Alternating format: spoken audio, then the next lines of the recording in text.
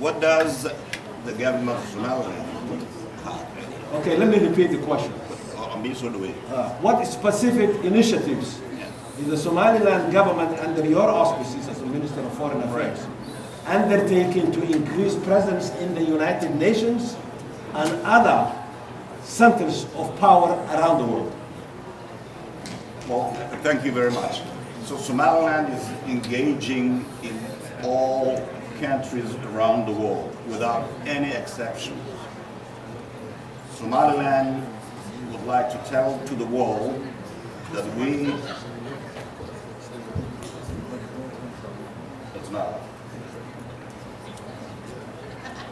in fact has a lot to offer.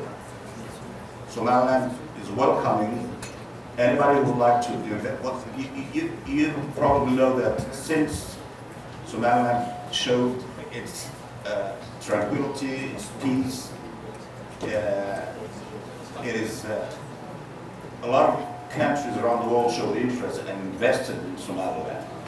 DP World is one of them. It invests $440 million. BII, which is another European country, a British company, invests also $320 million in 3 African ports.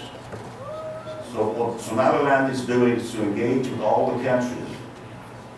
As long as these countries do not have any strings attached to the sovereignty of Somaliland and the existence of Somaliland, Somaliland is ready to engage and have and acquire more and more friends on a daily basis. Good. Question number 2. How can the Ministry of Foreign Affairs and International Cooperation strengthen engagement with the Somaliland diasporas in the United States and other influential countries? That each and every one of you, wherever you are, become the ambassadors of Somaliland. A mission and an office somewhere around the world in Somaliland is not going to do what we want and where we want to go and what we want to achieve. Somaliland, each one of you guys, get and girls, of course, women, lady first. Gebigin, haddii aydan gacanta isqabsan oo aydan command post waa mission kanoo kale. Mission command post aydan ku xirmin oo aydan ismaamurin oo aydan samaysan communities adag. I want to engage with each one of the community across the world. Waynu arkaynaa. We know what a strong community has done in UK. You know, in a volcanic flock, because the community was so strong. Because community in the UK, the community in the UK, showed that with their vote, they can actually influence the member of parliament. And that's very important. In America, and in Canada as well, what I'd like you to do is to go and talk to your representative. Go and contribute to the funds of their elections.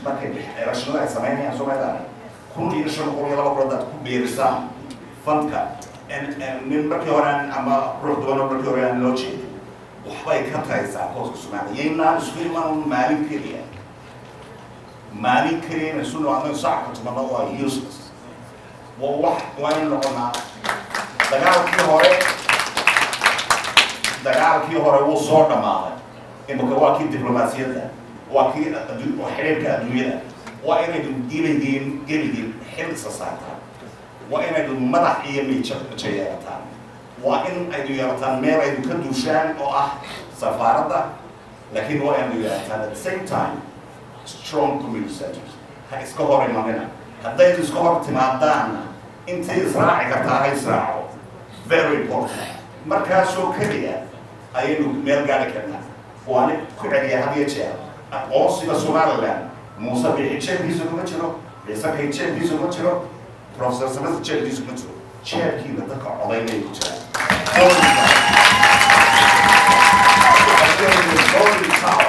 Voting power. Chile.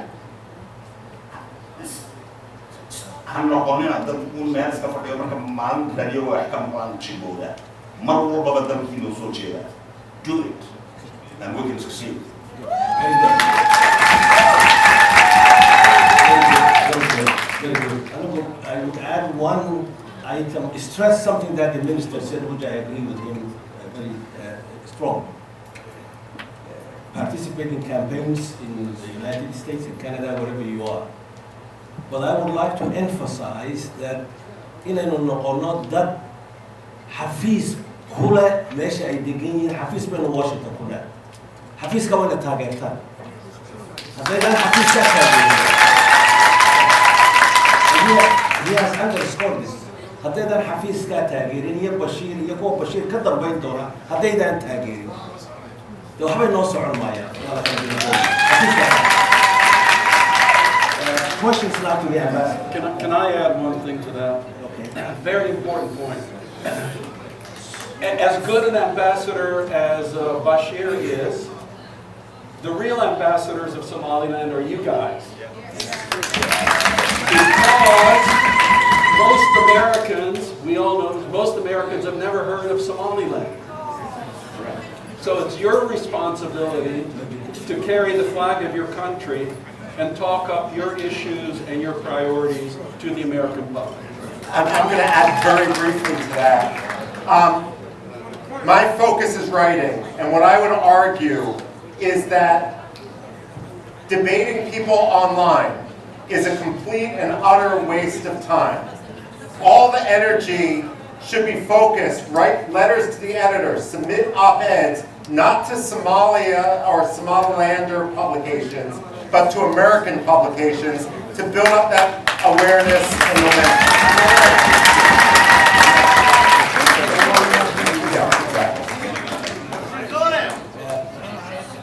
One question for, I think I will only on the ambassador for a minute, but Dr. Ruben, an important question to you from the network.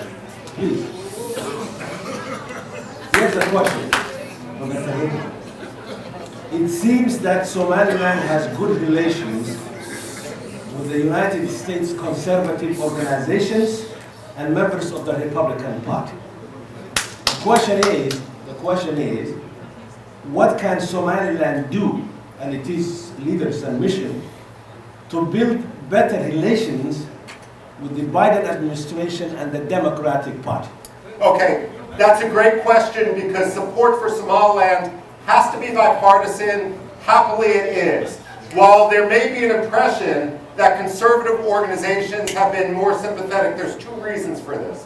One, we're out of power right now, and so we're freer to speak, but that doesn't mean that my colleagues on the left aren't as sympathetic. Second of all, when it came to the congressional delegation, it may have skewed much more toward the Republicans, but that had nothing to do with Somaliland itself. It had to do with some of the domestic Democratic concerns with regard to COVID, but many of the Democratic staffers were just as interested, and I suspect that there's going to be more bipartisan delegations in the months and in the years to come, that I don't see this as a problem right now because behind the scenes, the appearance of partisanship doesn't reflect the reality, and the fact is that you have a bipartisan groundswell for Somaliland.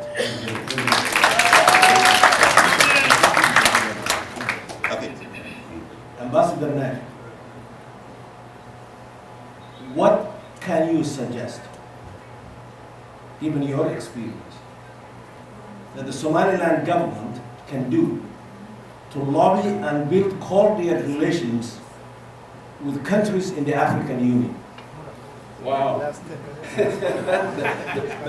is a tough one. You know, I represent the United States of America when I was as a diplomat and when I was Assistant Secretary, not the African Union. The African Union is going to be a tough sell, I'll be honest with you. Because you look at the history of the African Union, and they're not very easy to make dramatic changes. I mean, you look at the history, what happened with South Sudan. You know, everybody was in favor of South Sudan. It was going to be a country that was going to absolutely succeed. And look at the tragedy, what happened. A good case, though, was Eritrea. You know, think what you want about President Isaias and, you know, what we call the North Korea of Africa. But that separation from Ethiopia went very smoothly because you had two leaders and both of them wanted to be the leader of the big country. So Isaias said, I'm out of here. But the vote was in support of Eritrea leaving, both inside Ethiopia and obviously within Eritrea. So if I was the leadership of Somaliland, I would work, first of all, more towards other places, because I can promise you, and I heard this myself when I was ambassador, there are a number of African countries that are today prepared to recognize Somaliland if they're the second country to do so. Yeah, but the problem for you guys is getting that first country, which is, you know, recognized and has a certain amount of influence. So that's where you work, and it has to be step by step. But I tell you, there's a whole lot of countries in the world that today would extend recognition if they were they would be fighting to be the second country to recognize. Yeah, very good. Everybody wants to be second, but we don't have any first. Very good. I think before we go to the floor, if we have time, I would like to call on the minister also to take a few words. Well, I'd like to answer the same question. First of all, you know that Somaliland has a legal argument and moral argument better than Kosovo, better than other countries. You know, the African Union came for a fact finding in 2005 and found that Somaliland has a legitimate case. Now, let's not kid ourselves. Going to African countries and spending our time with African countries will not cut it. What America has to do is talk on our behalf to the African countries they have influence. And then obviously every other country will follow. But America, who cares for democracy, who cares for stability, who cares for that strategic position that Somaliland has to lead this and talk to their country in Africa, their influence, and ask them to recognize Somaliland. And that's how the first African country will recognize Somaliland, but it has to be started. America has to push for that. Thank you. Somaliland's strategic location makes it an important ally of the United States and deserves to be recognized without a delay. Second, as written yesterday, Chinese envoy to Somalia landed in Mogadishu and handed over the first shipment of arms to Somalia. Isn't it time for the United States and the West to provide defensive weapons to Somaliland to counter Chinese threat and destabilization in the Horn of Africa? Thank you. I'll start and then the other people can. Number one, let's talk about the arms. When I first got into my job as assistant secretary, I sat down with the people that were an expert on the events in Somalia, and I said, so tell me, how many troops are there in the Somali National Army? And they gave me the number. And then I said, how many troops are there in the various federal member state militias? They gave me the number. I said, how many troops are there in Amazon? They gave me the number. And then I said, how many armed people are in Al-Shabaab? They gave me the number. And I said, you know, looking at the numbers, this should be over in one afternoon. The forces on that side were so much greater than the forces on that side. So number one, if I was living in Somaliland, I would not worry about arms. I'm more concerned with motivation. We see what's going on with Russia and Ukraine. We see what happens when a much larger force with modern weapons faces a smaller force that is motivated and fighting for their home country. And so that I would not worry about as much. I think that's a side issue. The first part of the question is the most important one. Of course, Somaliland is extremely strategically important. And of course, the United States of America should be looking at alternatives to Djibouti, because you never know how it will go in Djibouti. I mean, following events We had a problem with some of our military aircraft landing in Djibouti, and the Chinese were shooting lasers into the eyes of the pilots. I don't know how many of you people are pilots, but it's not a good way to land an airplane when someone is shooting a laser in your eyes. So, of course, strategically it's vitally important, and that's one of the big selling points that Somaliland needs to be pursuing. I would just say very briefly, to the first question, yes, and to the second question, and yes, and the United States needs to be proactive rather than reactive in this case for the reasons the ambassador had mentioned. With regard to the second question, yes, Somaliland should have the means to defend itself and should be enabled to have those means. That goes beyond simply hardware, however. There's a lot of other steps that can also be taken. For example, helping subsidize military training courses in other African countries to increase interoperability and to integrate Somaliland further into the African system. One last. People say we want China. The reason they want China because China built stuff, but America they say they don't build it. So if you guys come, are you gonna build our country? Are you gonna build and give us stuff? But we never think. A very important question hidden in that statement. Yeah. And the important question is that the reputation of the People's Republic of China in the continent and outside of the continent is that they are known to build concrete things, whether it's airports or ports or roads or bridges. The United States, so the question implies, doesn't do so. Yeah. So if the United States wants to have influence in Somaliland and build that relationship to a greater level, you will have to help us build the country. That's the question. Yeah, here's my response to that. You know, I traveled, I wanted to visit all of the 48 countries I was responsible for. Because of COVID, I only made it to 32. But in place after place, I got the same thing. I said, well, you know, here's this wonderful stadium that the Chinese built for us. What have you done? I said, you know something? That stadium would not have people in it. That stadium would have a huge cemetery next to it with dead bodies in it if the United States of America did not save Africa from HIV/AIDS through PEPFAR, through the $100 billion that we have given to African health systems since the year 2000. So, you know, the United States of America invests in Africans. China builds stuff and they get paid for it. We invest in Africans because we want Africa to be the continent of the 21st century. So that's the answer. سؤال كله أيها الأخوة تتقال إني كيف كريان وأنا قبل ما قعدت يقصون على البرنامج في اليوتيوب سؤال شاسي وحويه إن هدي أنو كهذا نحكي سياسة يصير مركوب مقيين وصواها يقوم مقيين أنو كهذا إنه نريد legislative بالو بهاي هاي change كلو بدن بالو بهاي سي الله political process كلو سكريو دولة إن هذا سديد يطول دمرة أما منستر ما حقنا هنا يشران أنت أساسا سؤال قبا وحويه جامعته إنه مركب لها صوب حيو وهذا الكيسة مقلال وما شاء الله جامعته كصوب بحي إن حفيسي الدولة ده مركب تقنا ديسمبر بنا نقول شو بها كيسة حفيسي بدل ما تجي إن majority ركبة شو ده okay we all understand unemployment code كأنه overall very high هاي وتذكر شغلان توسيله ده أيوة بدل haddana su-aasha aan doonaya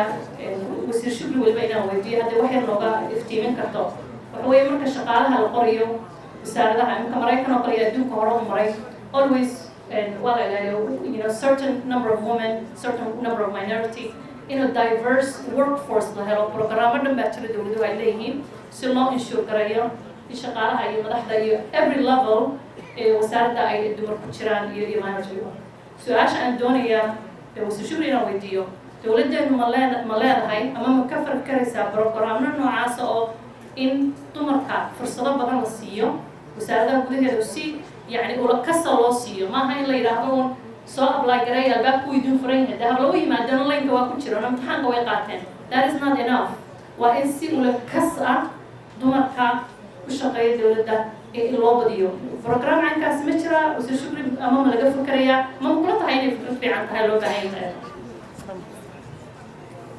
بسم الله الرحمن الرحيم إن رونا هنتي specific لورنا يو سيدا هالكانوا كله دمر كواينا إنتايشان minority وين إنتايشان كاسوين كانوا لكن وحويان إلا سيو opportunity هولها وقت كستبى الدولة وكقوانت وقت كستبى وكقوانت وقت كستبى وحل إيجا يا مكان تو سعرت والبا إن الديبارتمنت والبا أنت إلى الديبارتمنت وحلا جايبا إن وسعرت ده سولها ده ليش أما تضبط ديبارتمنت إن at least مركب ويرتاهي لبا أي ديبارتمنت ده سهلو هرجرين يعني أما أي يوم مدحكي نقطان ودولة وجودة داش يجا يوم ما كان يبتدأ كنافذة يا مدد ككلا لقيت رده بداية هاي أنت والإيجا إن الدولة دي سيدة بتشران يسترجعين ولبا سنة هندم به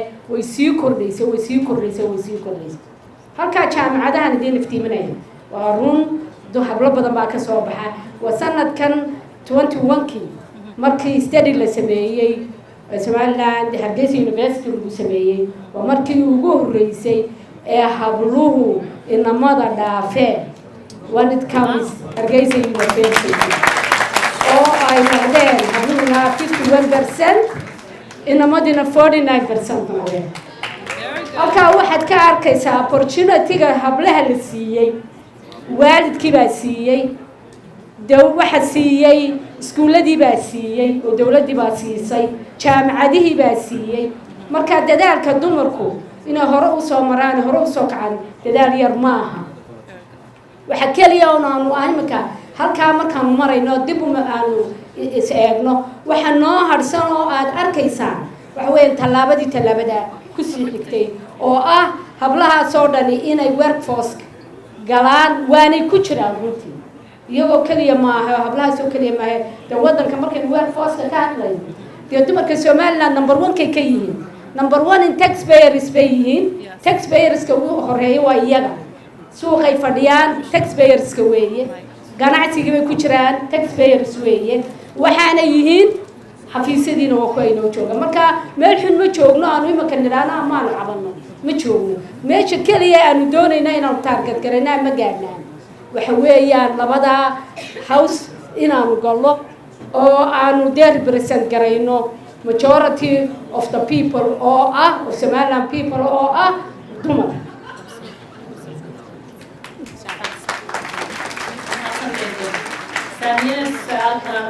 Samia, as a political advocate in the United States, what is your advice to Somalilander women who are interested in joining the political process in the U.S.?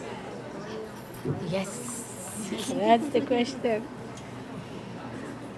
horta hadaynu Mareykan joogno iyada lafteedu dhibaatadaasi kama maqna oo women representation wali lama gaarin waad aragteen markay Clinton ay aragtay Hillary Clinton in dhibaatadii ka soo gaadhay they were not able to break that glass ceiling to have a president for the United States of America laakiin waxa jira gobollo sida Nevada oo kale or 60% housekeedu uu haysto dumar representative-kooda ay yihiin 60% haddaad eegto Rwanda right waxa weeyaan more than 60% ma garanaysaa marka half of their marka inaku imika runtii haddii aan ku noqdo wasiir Shukri waxay tiri 18 ayaa dumara ayaa dictator loo magacaabay marka politics have to be reflective politics siyaasaddu waa muraayad la iska dhex arko haddii 18 dumara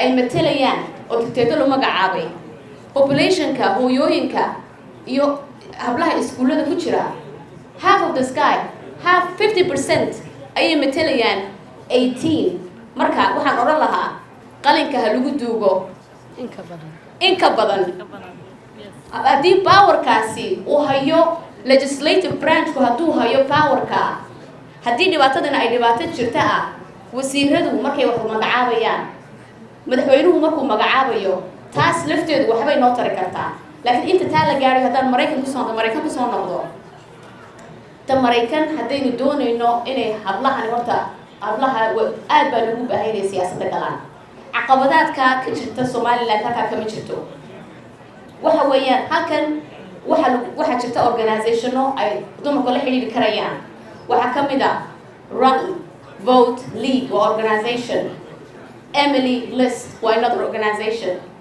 waxa jira organization badan She Should Lead or She Should Run well that's another organization organizationaas waxay qabtaan inay dumarka ay recruit gareeyaan dumarka ay campaignkooda dhisaan in training la siiyo how to run in lacagtii laga shubo in fundraising campaign loo sameeyo oo weliba la baro donorska big donorska ah ee dumarka doonaya in ay legislative pledge ka galaan dumarku sida kaliya ay u noqon karayaan waxa weeyaan in ay fadhiistaan meesha qaanuunka iyaga ku saabsan lagu qorayo South Africa markii ay sameynayeen disability movement slogan baa jiray Nothing about us without us is for us Nothing about us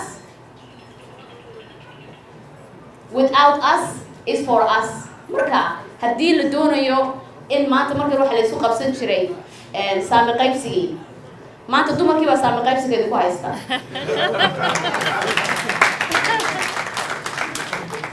dadka qaar baa su-aalay soo gudbiyey I think intoo su-aalaha inta badan waan su-aalay su-aasha ugu dambeeyaan doonayaa Mr. Shukri iyo Saamiyaba inaan weydiiyo kabacdina 3 su-aalood baynu ka qaadanayna dadkeena dhegeysanaya waliba anagoo mayka hablaha u badanaya 3 in lagu filnaan weydaan waan kasii badan doonaa su-aasheeda ugu dambeysa Mr. Shukri waxa weeye haddii aan ku weydiiyo challenge-ka ugu adag ee shaqadaada ku saabsan eed wajahdo wax kaliya aan ku dhahdo ii sheeg Minister Shukri maxaad oran lahayd inaan ka dhaadhiciyo ummadda Somaliland inay cimiladii isbedeshay oo ay ku kala galaan cimilada ay isbedeshay siday ula jaan qaadi lahaayeen What is the most challenging aspect of your career? The most challenging aspect of my career waxa weeyaan inay dadku arkaan potentialkooda haddaad adigu potentialkaaga arki weydo waadagta inuu qofka lagu tuso marka runtii waxa weeyaan inagu haddaynu dumarka Mareykan jooga aynu ku soo noqono oo maanta delegation saa u weyn uu inoo yimaado challenge-keenu xitaa waxa weeyaan dumar ahaan sidee baynu u gudbin karnaa waxyaalaha dareenkeena ah aynu doonayno in wax nalagala qabto marka anigoo codkiina isticmaalaya waxaan doonayaa maanta wasiirkay baa la jooga inaan message-ka u gudbiyo haddii dowladdu ay doonayso in Somaliland halkan vote-kooda ay isticmaalaan oo dumarku weliba aad u isticmaalaan waxaa loo baahan yahay in missionkayga la support gareeyo waxaa loo baahan yahay missionkayga la dhiso in loo qoro qof dumara oo community engagement ka shaqeysa oo dadka dhex gasha oo roolkooda ay noqoto in la tiro koobo Mareykan inta qof ay joogta in aynu samayno voter engagement voter registration voter empowerment oo aynu ogaano inta qof ay codeeyay haddaanad codeynin lama fadhiisan kartid xildhibaan all politics is local be somebody in your zip code markaas wax qaban kartaa but how many of us go to school board meetings how many of us go to city council meetings how many of us are engaged in our zip code marka siday taas u dhacdo waxay ka imanaysaa in community empowerment la sameeyo community empowerment iskama dhacdo without a person who is leading that job marka Bashir God our ambassador he is doing a lot we need support for our mission thank you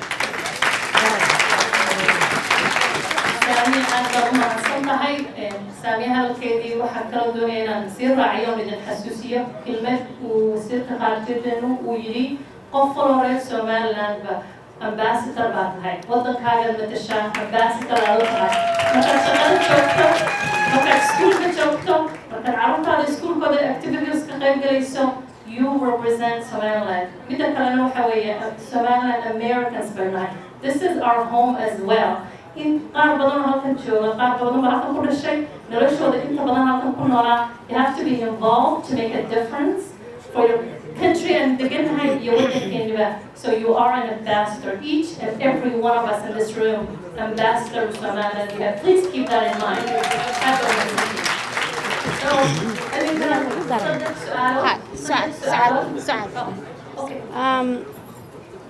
hablaha haddii labada hablood ee hareeraha fadhiya haddii aan toodaa wax ku daro run ahaantii unity-gunba waa kii inoo sheegaya wasiirkuna unity-ga wax ku noqonaysa unity-ga runtii wax ku noqonaysa haddaad doonaysaan inaad Somaliland runtii wuxuu tartaan hore ugu tartee maalin iyo habeen weydinkaa diraya maalin iyo habeen weydinkaana barbar taagan runtii idinkoo ku mahadsan waxa kaliya aan idinkula dardaarmaya waxa weeyaan soo gala politicalka Mareykanka waa in Somaliland dariska laga helaa dad ku jira dee labadan hawsi halkan oo annaguna dee nidhaahno waana loo ku jiraa dee meeshii marka bal ku dhiirada habla iyaynamaba rag iyo dumar bal ku dhiirada dee siyaasadda waddankan mar haddaa ku jirtaan oo waddankii joogtaan oo carruurihii inoogu koriseen oo ku dhasheen dee waxa la doonayaa inaad idinkuna kan mid noqotaan oo soo gashaan si aanu idinku diirsanaano ana waana loo ku jiraa